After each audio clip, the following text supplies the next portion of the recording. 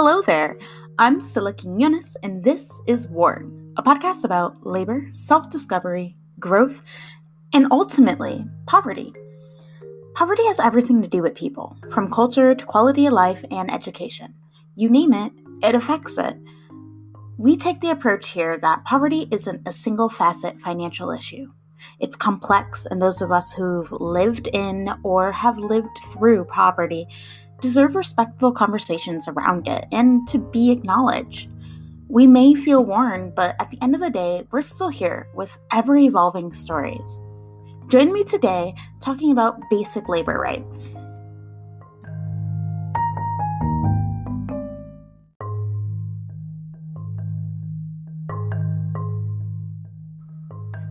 Hey there!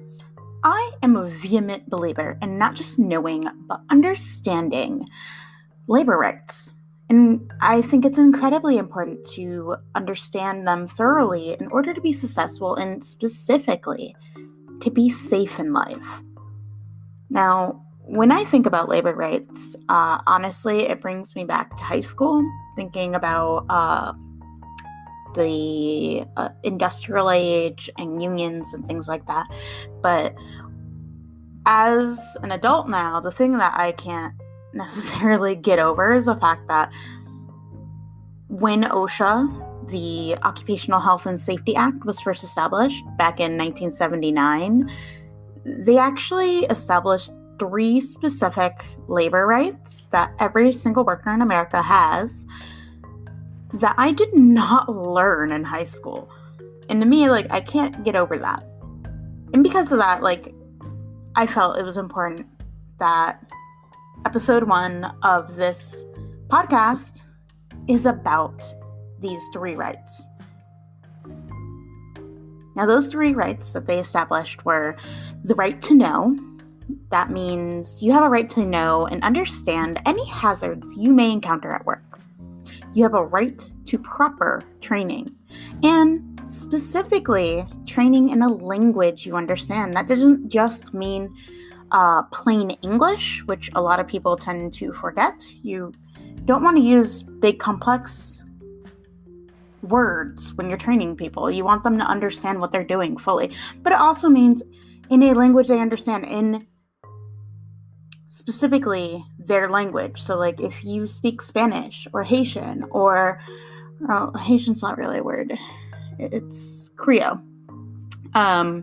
You have a right to be trained in that language, even if it's say sales, especially in my opinion, sales, because then you can also teach people, especially if English is their second language, the proper expressions that should be happening in training. Okay, a guest comes up, they tell you, I don't know, they're just saying hi. You can take that opportunity to teach them properly how to engage with people. Now, the second labor right established was the right to participate. What that means is that you have a right to participate in your own work safety. If you see something, hear something, anything unsafe, something that makes you legitimately feel unsafe, you have a right of reporting it. And you have specifically the right to see that it's fixed. Meaning you are a part of that process. So a really, really, really good example is, and I feel it could be covered, you name the company, guaranteed they could cover this better in their training seminars. But things like sexual or racial harassment at work, it doesn't have to be directed at you in order for you to report it or in order for you to be a part of the process of correcting it, because it's a safety issue beyond just you, and you have a right to make sure that it's fixed. Now, while it's true, number one, HR responses, well, we have to think of their privacy when they're doing something. But if you notice, a supervisor did XYZ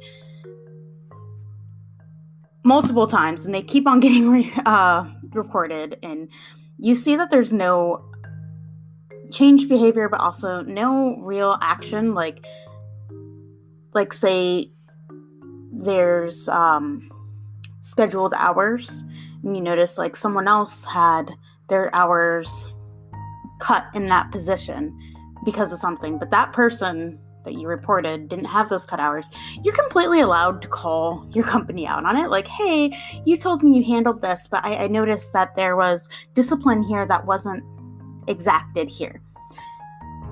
Do you management and HR company portions of companies like that? No. However, it is your right.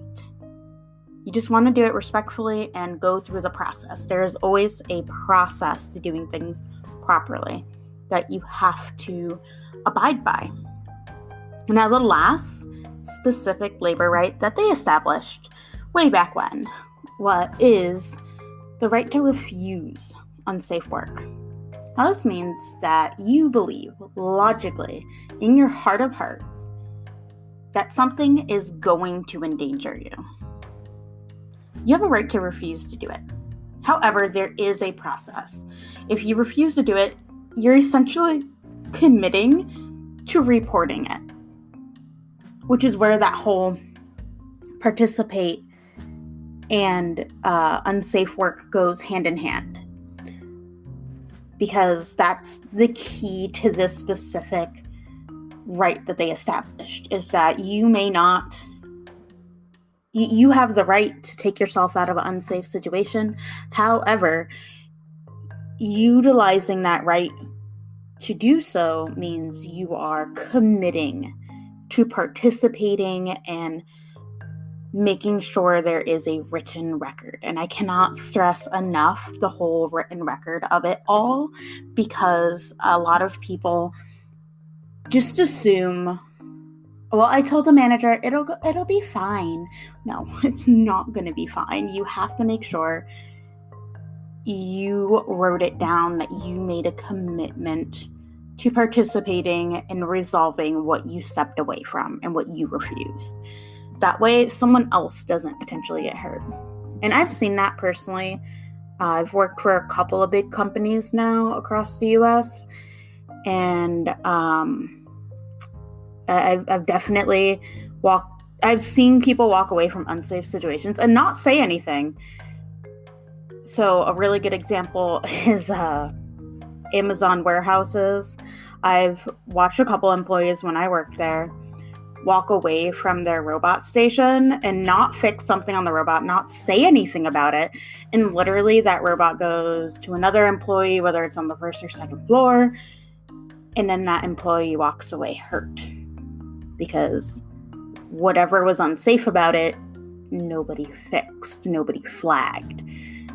So that's kind of why the right to refuse unsafe work goes hand in hand with participation, because at the end of the day, if you're walking away from it, we can't trust companies to do the right thing right off the bat. We also don't want to give them the opportunity to say, I didn't know that hazard was there. Like, no, like, make sure you flag, you make sure that you follow the process so that others don't get hurt. Now, this act also protects employees from retaliation from authority, and I love to point this out. It specifically says quasi-authority figures. What are quasi-authority figures? Quasi-authority figures are oftentimes the people who are in assistant manager positions, or my favorite little midway section that a lot of companies have been doing. It's the coordinating, the process guy, like the people who are in charge of making sure the work gets done. People who are looking at the graphs saying, okay, we have enough coverage, or hey, we're low here, send someone to go fix that. Those are quasi-authority figures. Whether or not they're paid as a quasi-authority figure has nothing to do with whether or not they are one. And a lot of employers will talk, and I've seen it myself, and I've had it happen myself. People will try to talk me out of, hey, they're not really an authority figure. It's like, no, they have a say about what I'm doing, and they can track me on what I'm doing. So they are. It is what it is. But because of those three fundamental labor rights, the right to know, the right to participate, the right to refuse unsafe work, we have a lot of other organizations that have been established in the US to help enforce them. So, for example, the US Equal Employment Opportunity Commission, EEOC, they deal with a lot of unsafe behaviors stemming from prejudice and discrimination. They came out of the need to enforce these three labor rights, just like the Department of Labor, DOLE, was developed to further laws that fall under these categories. You'll notice if you look at a labor law in any state, you can categorize them under one of these three principles because they're there to enforce one of the three principles. And then sometimes you'll be in states that don't have any laws to enforce them, and that really sucks. Like, as a worker, that sucks.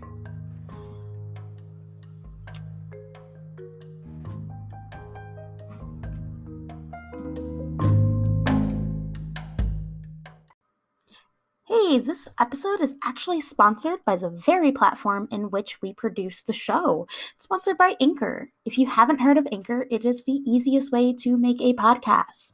It's completely free. There's creation tools that allow you to record and edit your podcast right from your phone or computer. And Anchor will distribute your podcast so it can be heard on Spotify, Apple Music, and plenty of other mainstream places.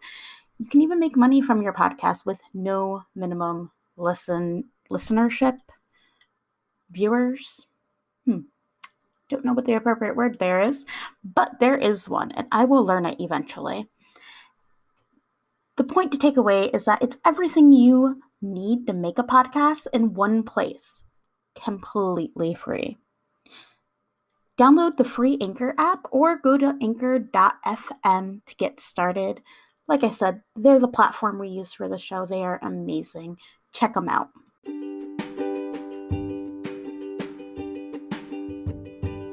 Now, something to really consider about labor rights are the application of them. You really need to understand that there is a process. Personally, it's a process that I have learned the hard way in life.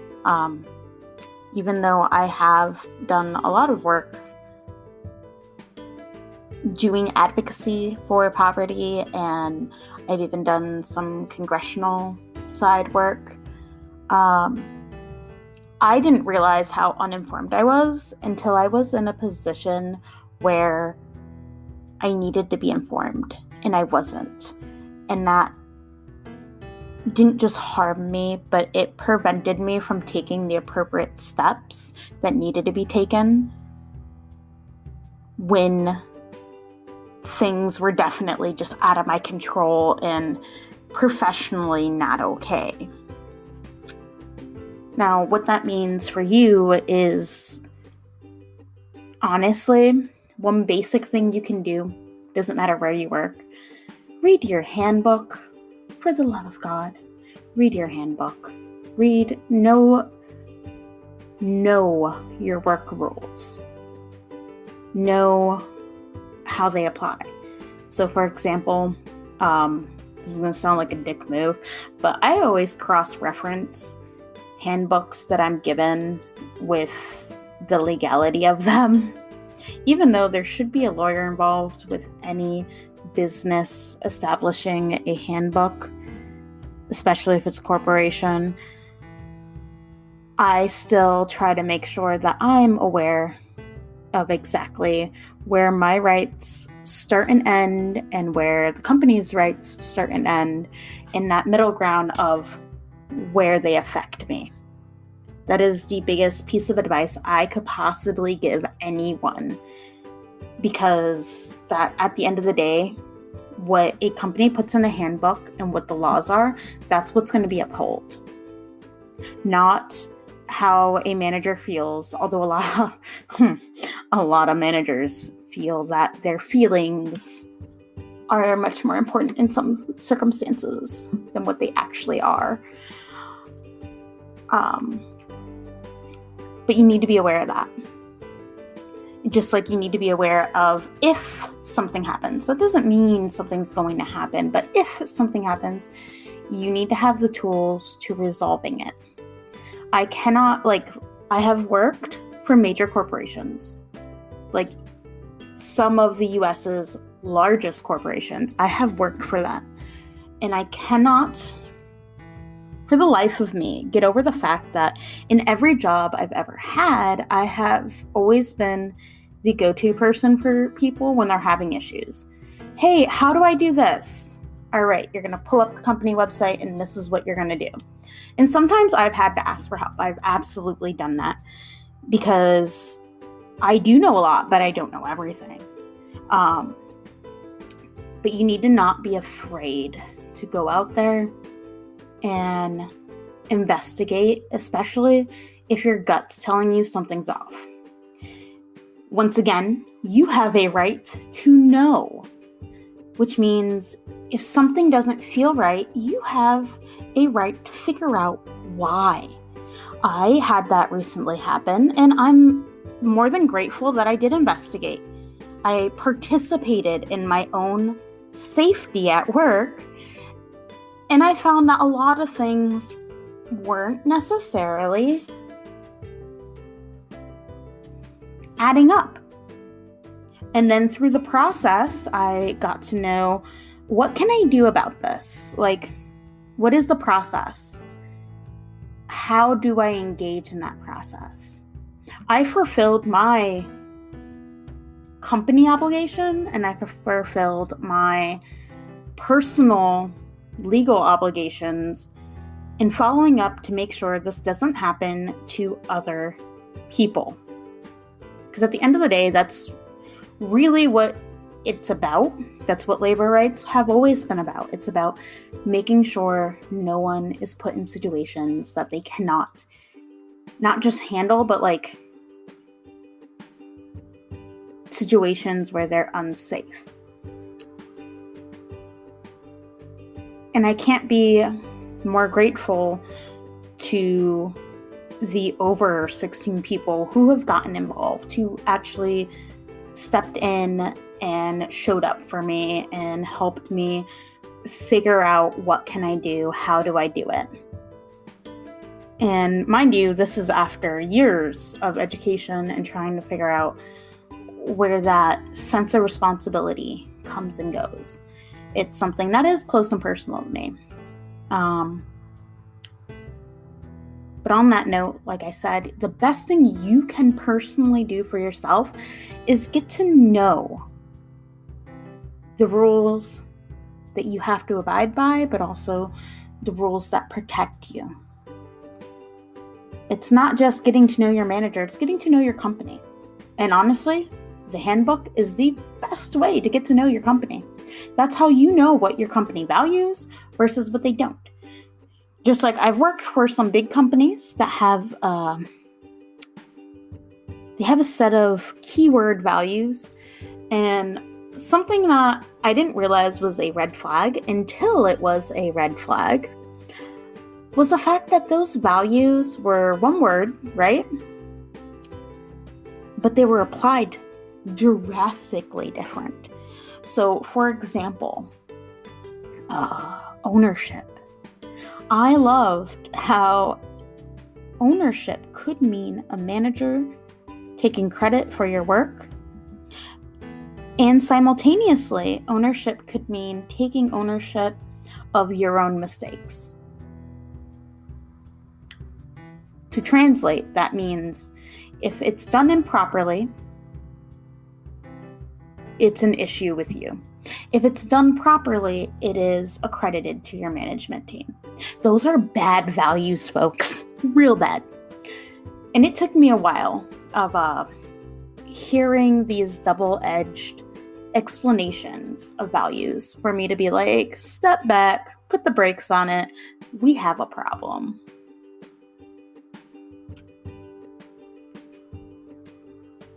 But because I took the time to read my handbook, because I took the time to get to know the company, it's something that as soon as they started doing that, I remember sitting there going, oh, but the handbook says XYZ, and literally having HR tell me, that's not really the case because, and I'm like, okay, so you can change the handbook at will.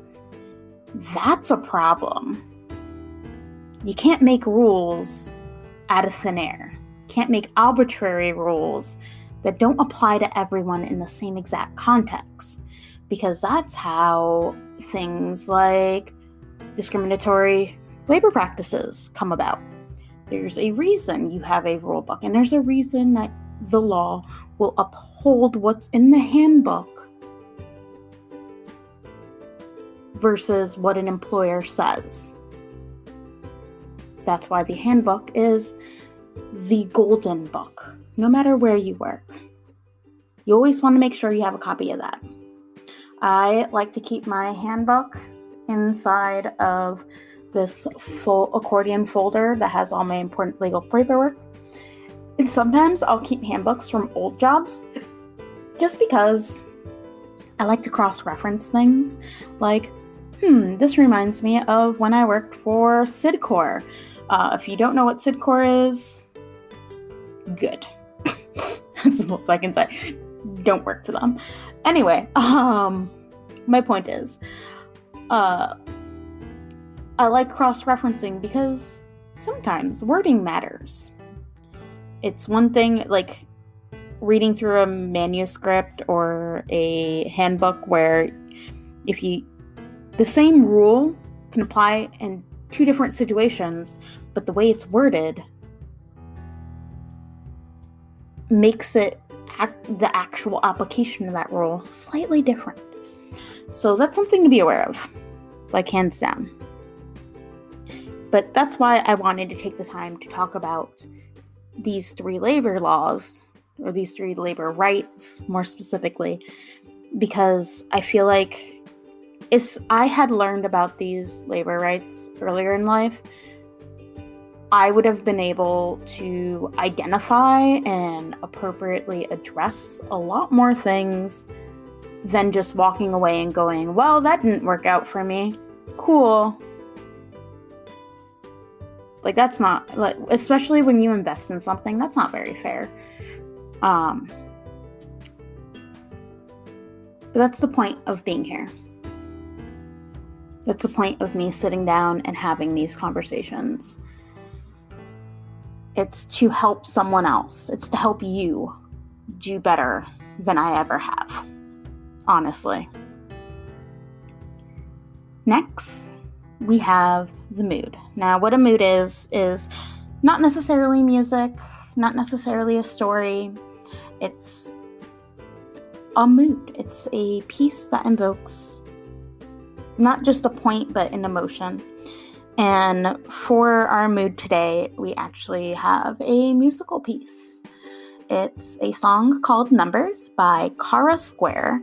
And I found this just skipping around online. Like, literally, I am a world-class, fabulous internet explorer, as I like to call myself. I end up down the weirdest rabbit holes online, whether it's Wiki, YouTube, random websites. I miss StumbleUpon so bad because it used to help me like just go down the weirdest rabbit holes and just keep going. God, I miss that website. Anyway, in my many travels, I came across this song and it was just so perfect that I'm going to be sharing it with you. Here it goes. We are all just people seeing charts and numbers. We are all the people behind the numbers. When numbers represent sickness and death, no one wants to be or know another number. Break free from your mind of fear.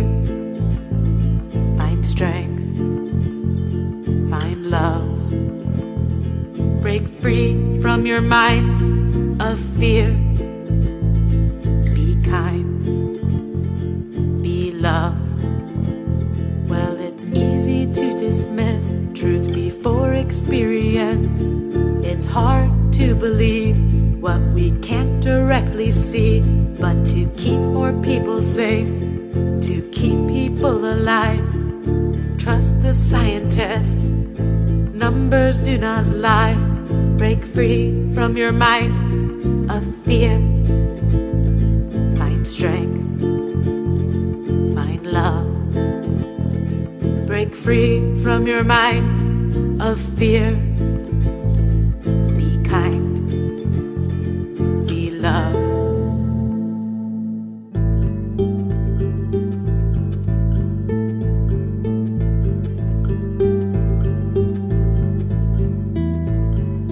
Compassion for each other will help reduce the numbers.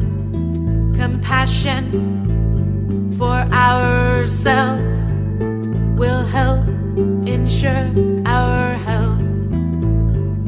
Compassion for each other will help comfort the numbers.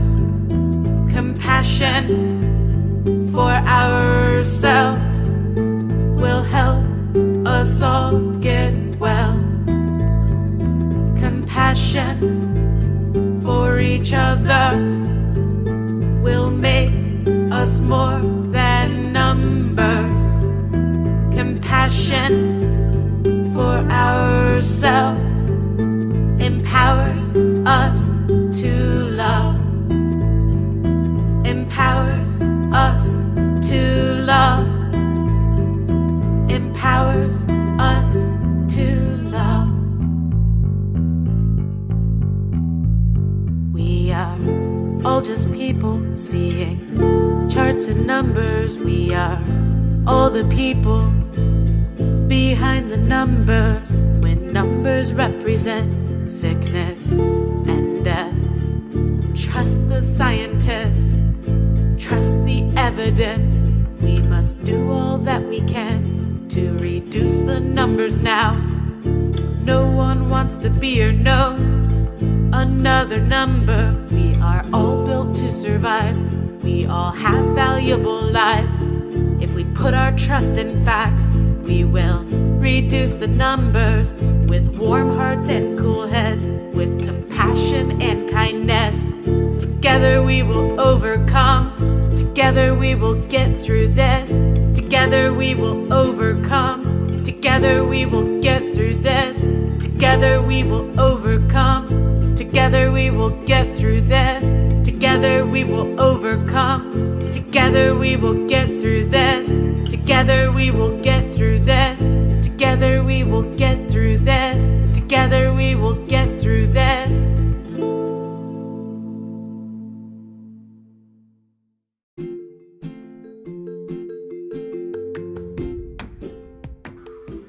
That was Numbers by Kara Square. You can check out more information on her in our show notes. Thank you so much for listening to this episode. Here at Warren, we are 100% open to submissions for our mood piece, for topics, for questions, anything at all. You can reach out to us on Anchor, Facebook, Tumblr, or even by email. Be sure to subscribe to be notified when our next episode is posted. See you later.